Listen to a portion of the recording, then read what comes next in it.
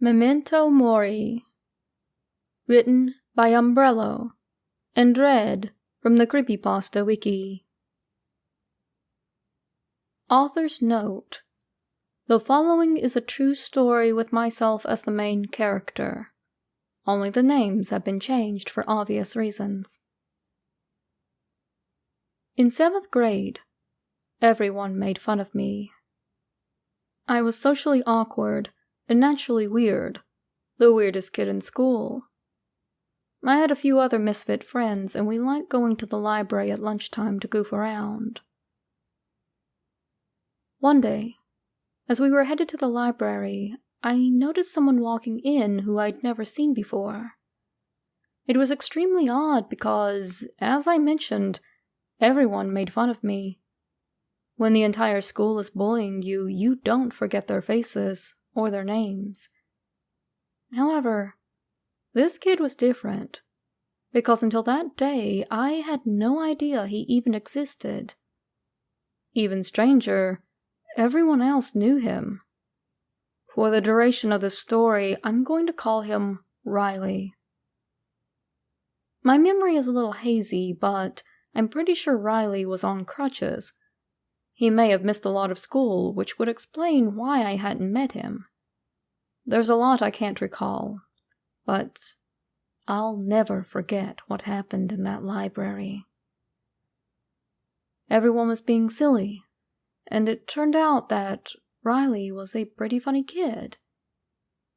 He was doing some kind of physical comedy, and we were all laughing.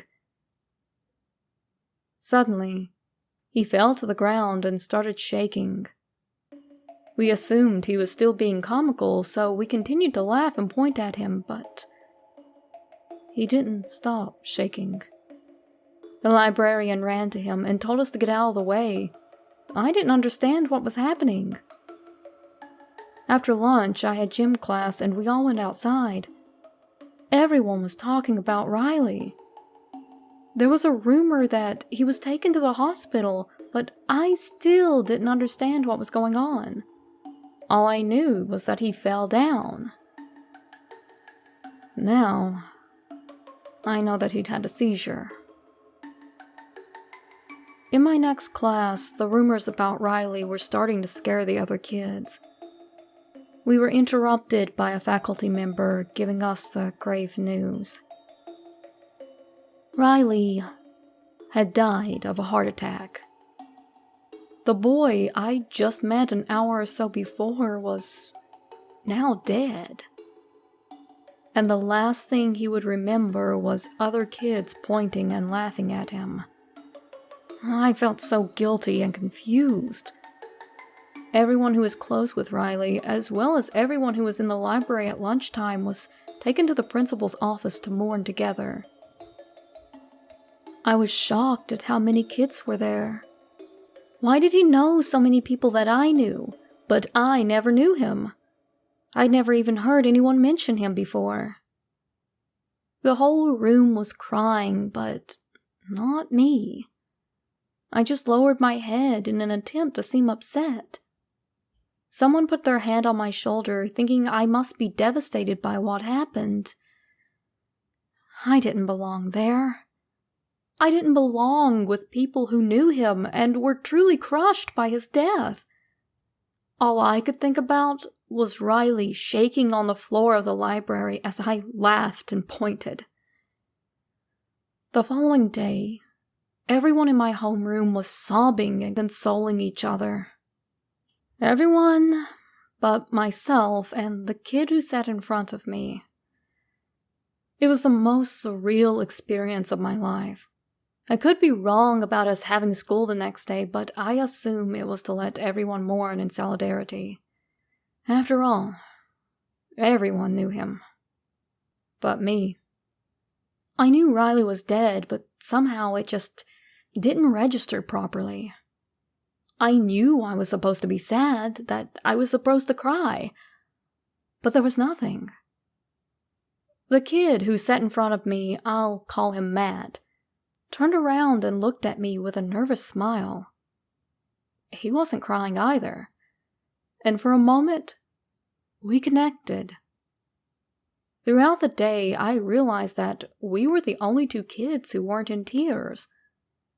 Matt was the nicest, most well-liked kid in school. As popular as I found out Riley was, Matt was even more so. He was always kind to me, even when I was being picked on by the other kids. He would still laugh along with them, but he never joined in. I thought we might become friends, since we were the only 2 kids in the entire school who didn't cry. I guess it never happened. In 8th grade, I was still as much of a loser as I was the year before. Don't ask me why, but I went to a school dance. I think my misfit buddies had said they were going, but then they didn't show up. That might explain why I was clinging to a group of kids that weren't my friends. They were all from my Catholic education program, and Matt was with them, so I felt a little more accepted.